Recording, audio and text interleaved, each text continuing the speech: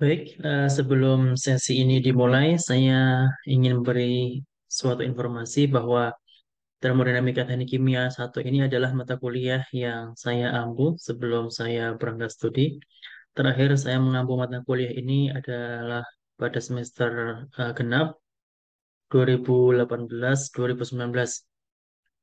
Dan pada saat itu eh, sebagian besar perkuliahan masih dilakukan secara luring atau in person gitu.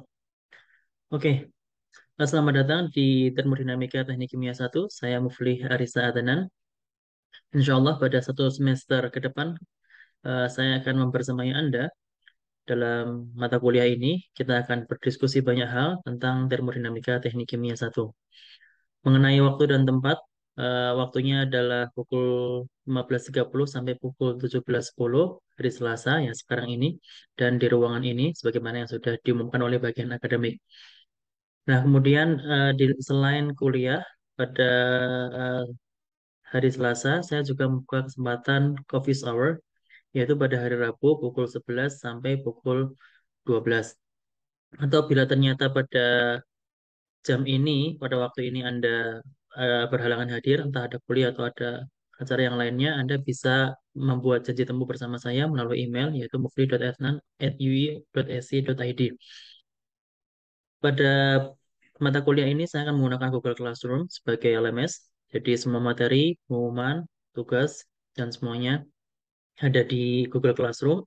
By default harusnya Anda sudah masuk ke Google Classroom ya. Jadi itu sudah menjadi urusannya orang IT. Jadi petugas IT kami. Namun apabila ternyata karena suatu alasan tertentu Anda belum masuk ke Google Classroom, maka silahkan Anda masuk ke Google Classroom dengan kode ini. Anda bisa masuk dan saya harapkan Anda proaktif sehingga bila memang Anda belum masuk, maka Anda harus memasukkan secara manual, terpaksa seperti itu. Karena semuanya akan saya sampaikan melalui Google Classroom. Harapannya kita semua berada di halaman yang sama, on the same page.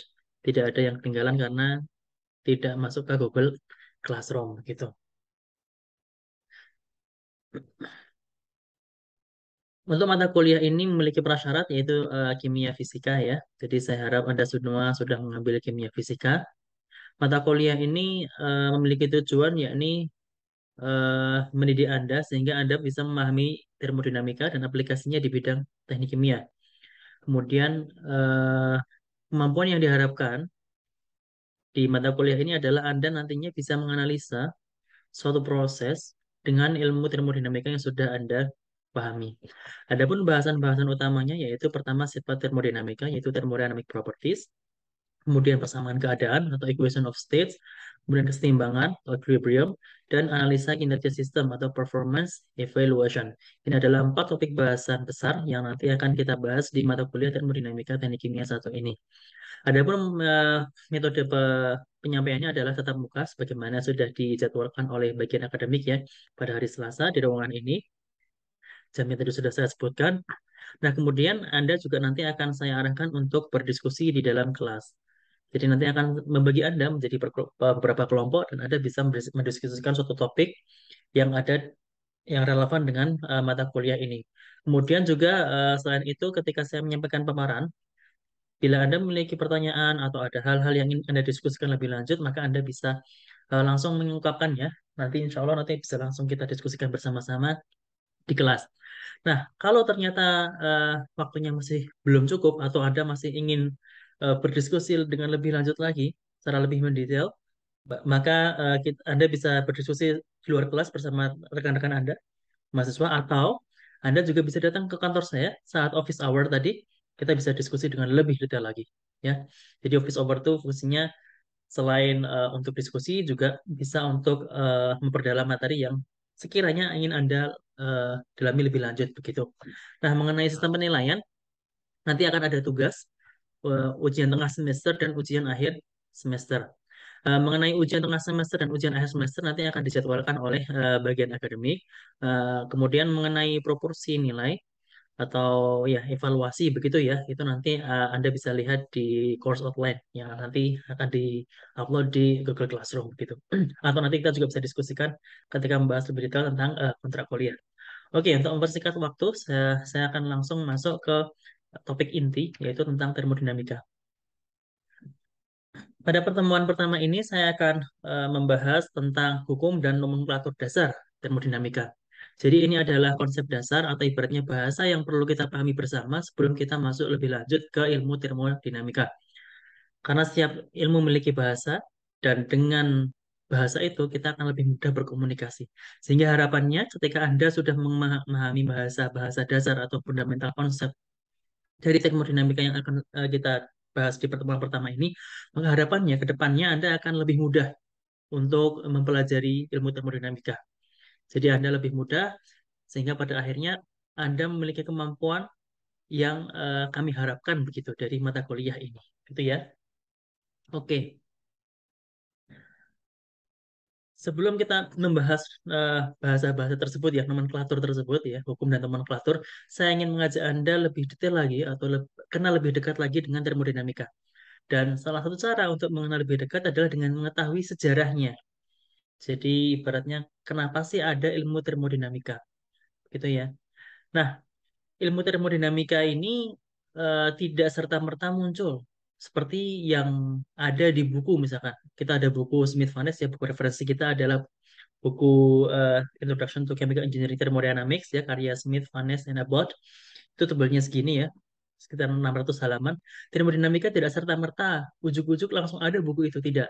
Tapi melalui proses dan dia memiliki permulaan. Sebagaimana slogan yang mungkin pernah kita dengar, itu everything must have a beginning. Segala sesuatu pasti punya permulaannya. Nah, dalam hal ini saya akan mengajak Anda kenal lebih dekat dengan termodinamika dengan cara mengenal sejarahnya. Yuk, kita lanjut. Untuk mengenal sejarah termodinamika, itu tidak terlepas dengan sejarah teknologi yang paling berpengaruh di muka bumi ini hingga saat ini. Yaitu apa? Ada yang tahu? Jadi ilmu termodinamika ini tidak lepas dari teknologi yang saat ini dipakai oleh banyak orang. Yaitu apa? Yaitu mesin uap. Ya. Bila kita membaca buku-buku ini ya, kita akan menemukan bahwa mesin uap berada di daftar atas, menduduki peringkat atas sebagai penemuan yang paling berpengaruh bagi kehidupan manusia. Nah, saya yakin di antara Anda ada banyak pertanyaan yang muncul tentang istilah mesin uap ini. Atau barangkali mungkin Anda baru mendengar pertama kali istilah mesin uap. Nah, saya akan mencoba merangkum hal-hal atau pertanyaan-pertanyaan yang ada di dalam benak Anda. Ya, secara lebih singkat, ini adalah hal-hal yang mungkin ada di benak Anda. Yang pertama, apa sih mesin uap itu? Mungkin saya baru pertama kali mendengar mesin uap.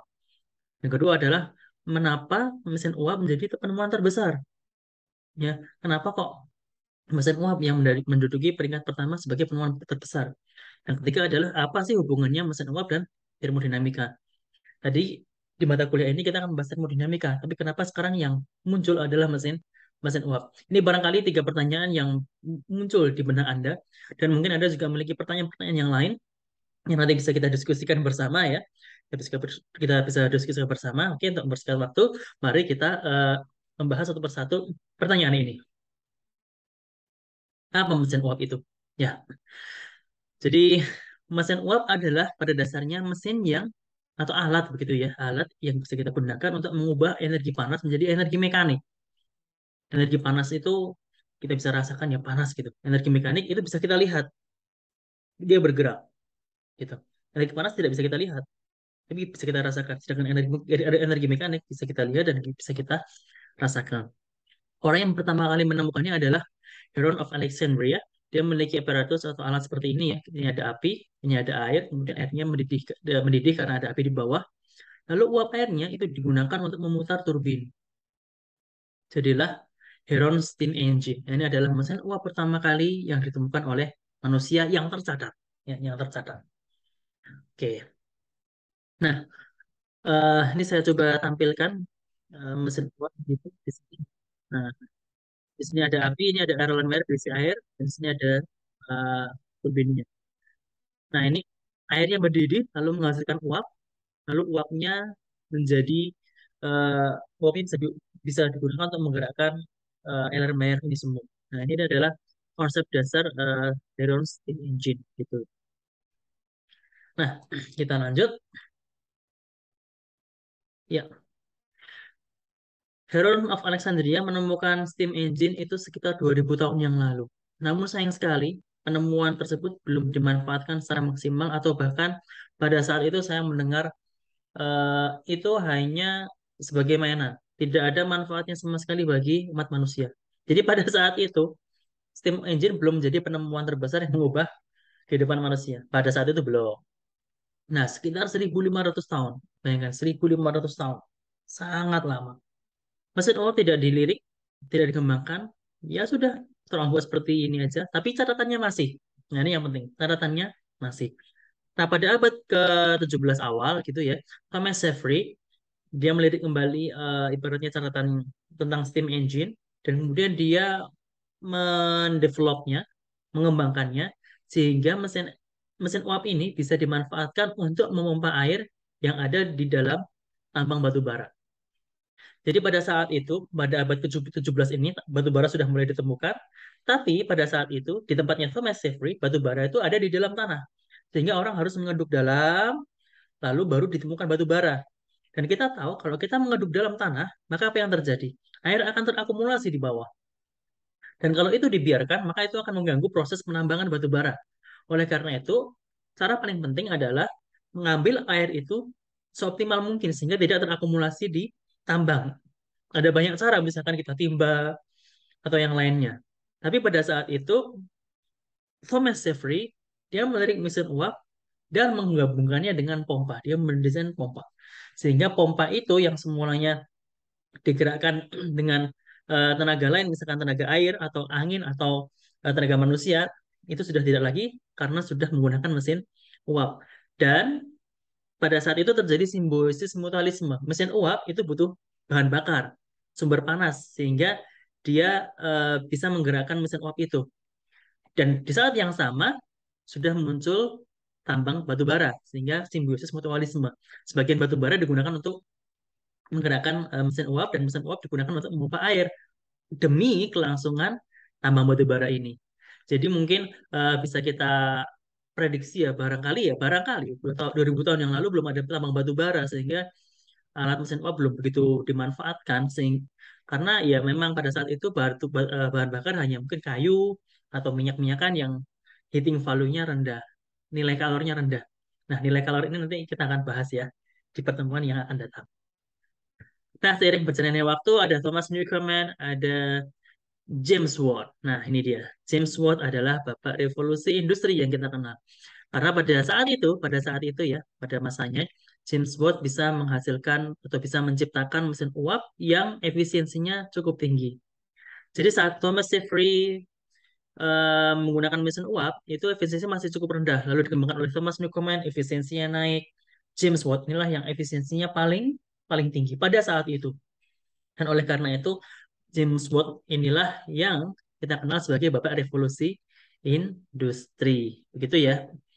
Nah, mengapa mesin uap menjadi penemuan terbesar? Karena pada saat itu, ya eranya James Watt dan seterusnya berapa abad kemudian, itu mesin uap itu mulai dilirik dan didevelop dengan sangat luar biasa. Pengembangannya sangat luar biasa.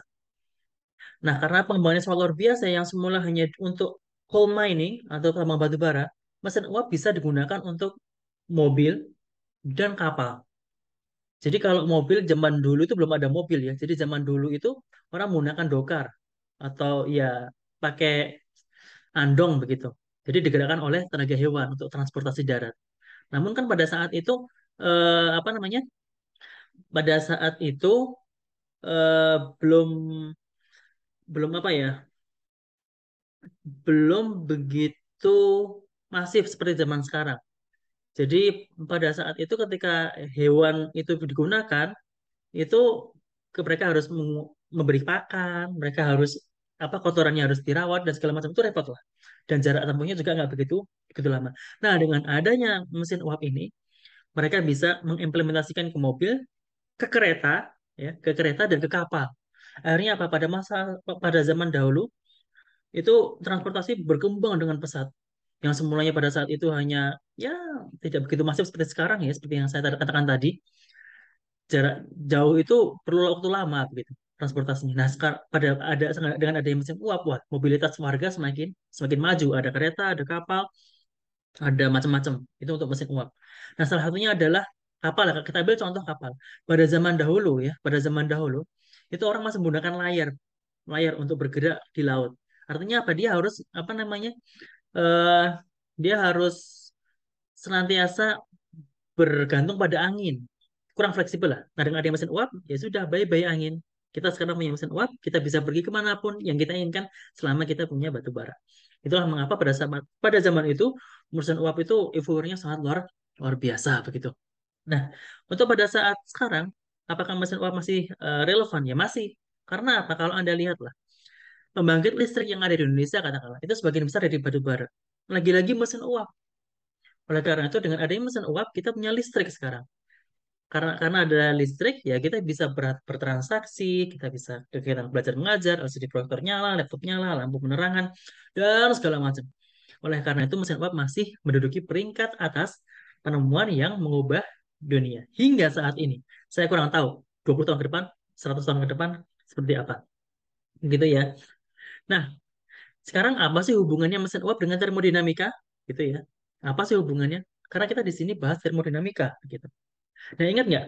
Tadi ketika perkembangan mesin uap, James Watt itu adalah orang yang ibaratnya pada saat itu menciptakan mesin uap dengan efisiensi tertinggi pada saatnya. Nah, setelah James Watt, itu ada seorang researcher atau saintis lah, ada seorang peneliti muda yang namanya Sadi Carnot. Dia terus-menerus mempelajari mesin uap. Ini setelah James Watt ya, Anda bisa lihat nanti tahun lahirnya. Dia terus-menerus meneliti mesin uap. Dia tanya sebenarnya mesin uap itu ada batasannya nggak sih?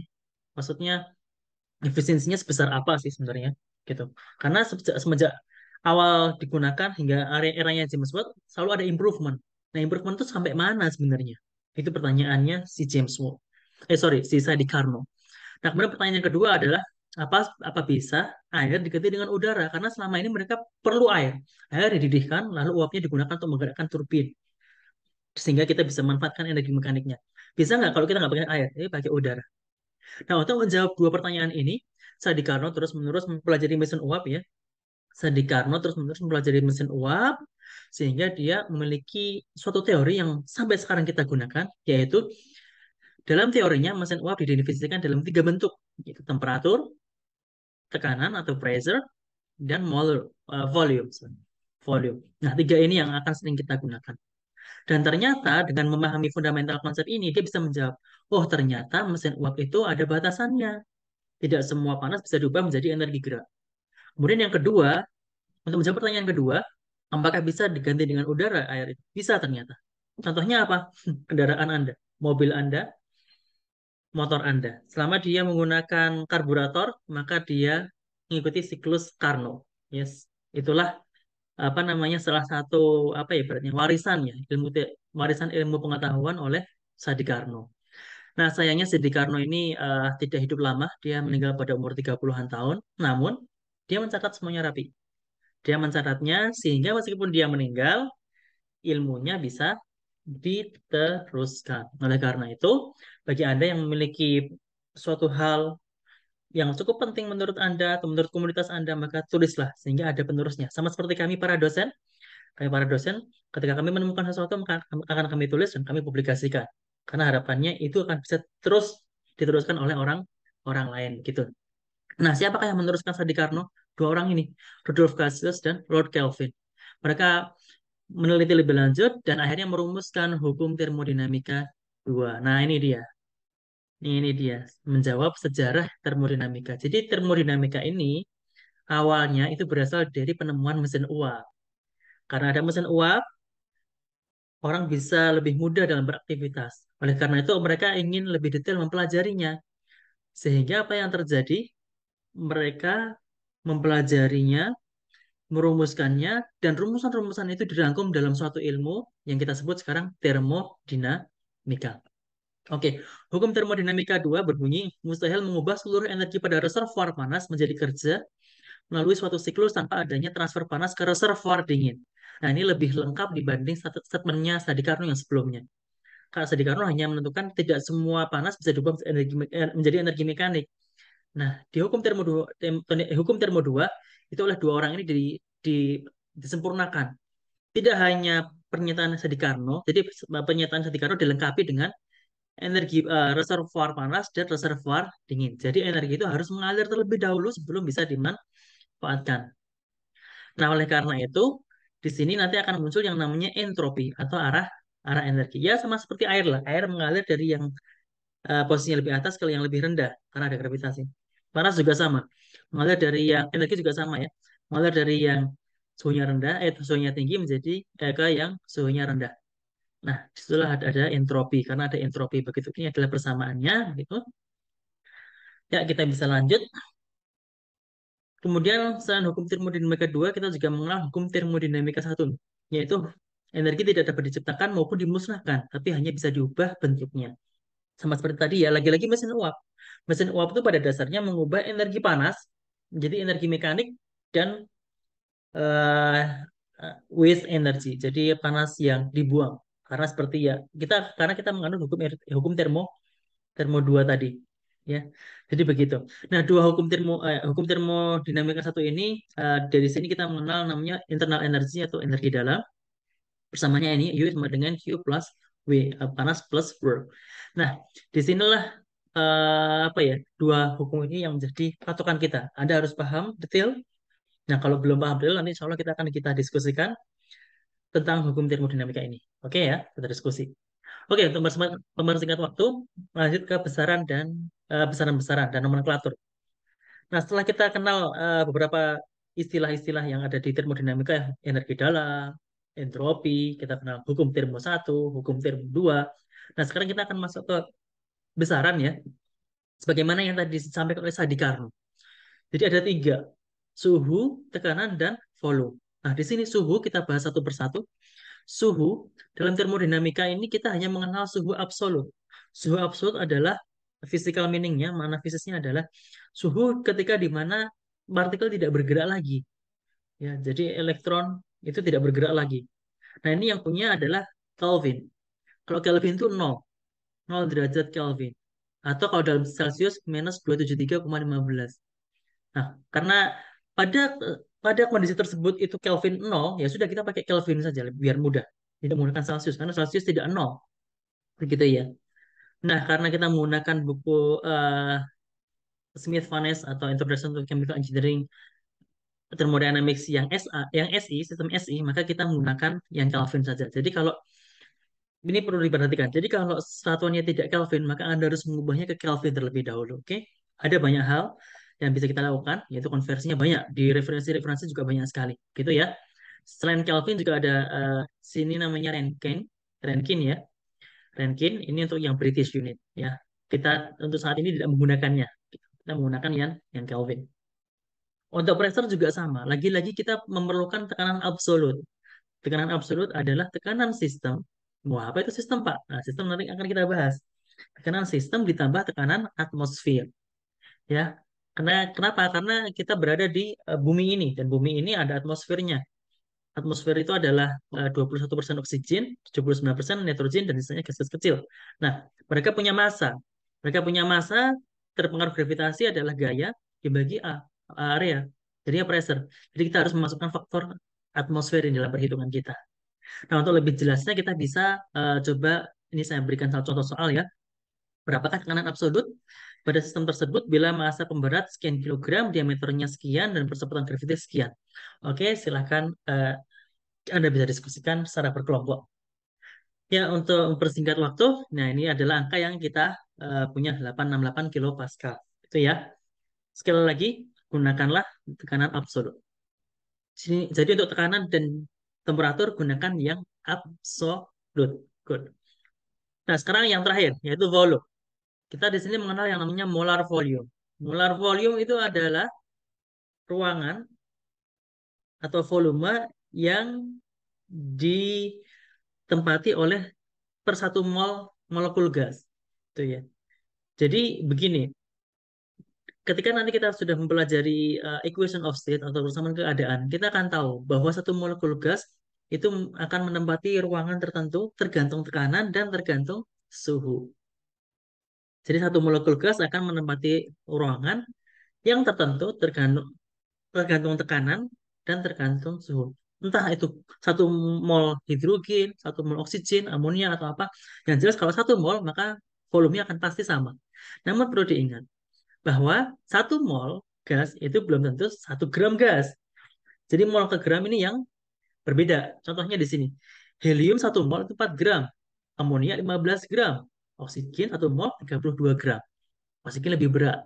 Kalau dalam massa oksigen lebih berat. Tapi dalam mol sama. Sehingga dalam volume juga juga sama. Inilah yang namanya molar volume. Jadi volume per mol. Gitu ya. Nah, harapannya ini sudah cukup jelas begitu. Temperatur, tekanan, dan volume itu harapannya Anda sudah cukup jelas hingga titik ini. Nah, untuk lebih jelasnya lagi, mari kita diskusi. Oke, untuk mempersingkat waktu, kita lanjut. Diskusi sudah selesai.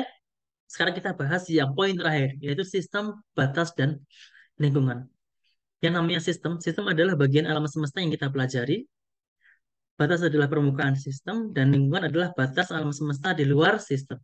Jadi ketika kita mempelajari sesuatu, apa yang kita pelajari itu namanya sistem. Di luar itu namanya lingkungan. Gitu ya, sangat mudah sekali. Nah, sistem dalam termodinamika dibagi menjadi 3 ya.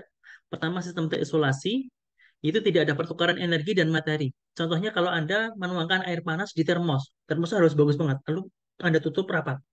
Anda tinggal semalaman, besoknya airnya masih panas. Karena apa? Tidak ada pertukaran panas. Dan juga tidak ada air yang keluar dari termos. Jadi tetap sama. Itulah sistem terisolasi. Nah, kemudian sistem tertutup. Sistem tertutup ada pertukaran energi, tapi tidak ada pertukaran materi. Contohnya Anda membeli es batu dari warung, dari plastikin. Anda tinggalkan di atas meja. Anda tinggal semalaman. Apa yang terjadi besok pagi? Air kan? Air. Karena di sana ada pertukaran energi. Tapi ingat, airnya masih di situ. Karena tidak ada pertukaran materi. Nah, inilah sistem tertutup. Mohon dipahami. Terisolasi dan tertutup itu berbeda. Ya, analoginya tadi dua tadi. Terisolasi itu termos, tertutup itu ya es batu yang Anda biarkan di atas meja Anda. Begitu ya. Nah, sedangkan sistem terbuka adalah ada pertukaran energi dan ada pertukaran materi. Nah, kalau ini contohnya adalah ketika Anda punya termos yang tadi, untuk termosnya Anda buka, lalu Anda tuangkan airnya. Nah, airnya keluar bersama panas yang berada di dalam air itu. Itu adalah sistem yang terbuka. Nah, eh, saya rasa cukup sekian dulu untuk pertemuan pertama. Barangkali bila ada yang masih belum paham atau belum jelas, bisa kita diskusikan di sisa waktu yang ada ini. Dan terima kasih. Sampai jumpa di pertemuan berikutnya.